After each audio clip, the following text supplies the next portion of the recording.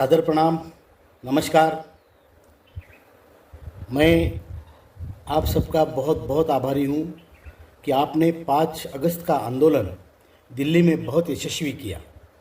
हजारों की संख्या में लोग आए, अनेक प्रदेशों से रिप्रेजेंटेशन था और जो हमारा मकसद था कि हम अपनी बात सरकार तक पहुँचाए, ध्यानाकर्षण करें, वो मकसद हमारा सफल हुआ। हमारे आंदोलन में 4 सांसद आए थे, चारों सत्ताधारी गठबंधन के थे, एनडीए के थे, और चारों सांसदों ने मंत्री जी से भी बात की थी और मंत्री जी का उन्होंने काफ़ी पॉजिटिव इस पर बोला है, ये बात उन्होंने कही।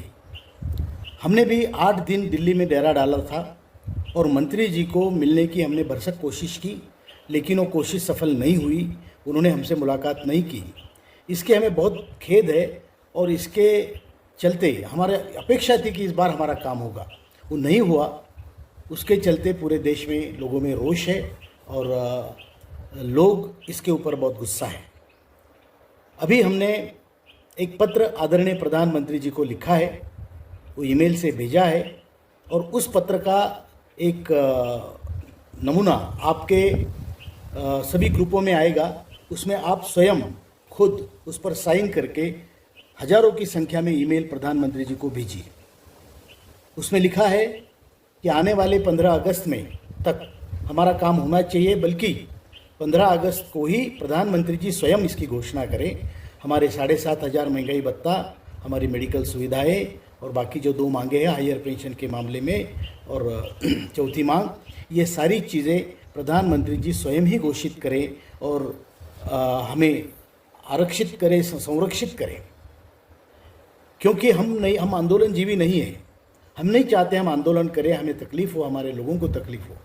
लेकिन अगर हमारा काम नहीं होता है तो मजबूरन हमें ताला ठोको आंदोलन, उसके बाद जेल भरो आंदोलन, आमरण अनशन और फाइनली आत्मदाह पर जाना पड़ेगा। इसकी नोटिस हमने सरकार को भेजी है।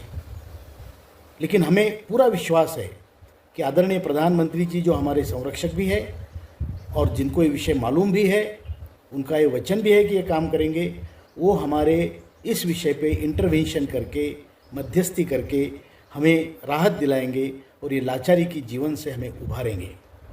ये विश्वास के साथ हमने ये पत्र लिखा है।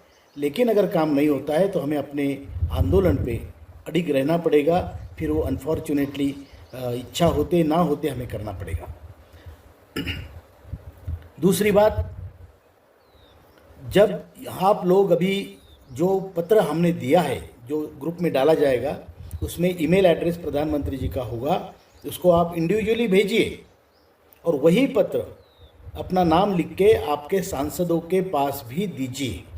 अभी संसद चल रही है, सांसद मिले ना मिले, उनके ऑफिस में जाके या ईमेल पे वो पत्र भेजिए। सभी सांसदों को पत्र जाना चाहिए कि आपके कॉन्स्टिट्यूएंसी में हम है और हमारी ये हालत है और हमारे लिए आवाज़ उठाइए। इतना ही कहता हूँ। आपको बहुत बहुत धन्यवाद एक बार फिर से, और आपको सभी को शुभकामनाएं। ईश्वर करे हमें कोई कुछ करने की नौबत ना आए और आदरणीय प्रधानमंत्री जी इसमें हमें संरक्षण प्रदान करें और जल्दी से जल्दी हमारा काम हो। इसी शुभकामना के साथ जय हिंद, नमस्ते, गुड इवनिंग, सादर प्रणाम, Vanakkam. Today I am here to congratulate you and also thank you for the agitation which was conducted on 5th of August in Delhi, Jantar Mantar. Thousands of people gathered from various states, and whatever purpose of that agitation was definitely fulfilled. Our message has gone loud and clear to the government. There are 4 MPs, all from Maharashtra and from NDA, that is Shiv Sena. They came, participated, and they blessed us. We are thanking for them also. We were in Delhi for 8 days. We were expecting the minister will call us. He also knew we are in Delhi, but he couldn't call us. That is a very bad thing, and in fact it's a sad thing for us that we couldn't get his appointment, and therefore it brews the anger amongst all our pensioners.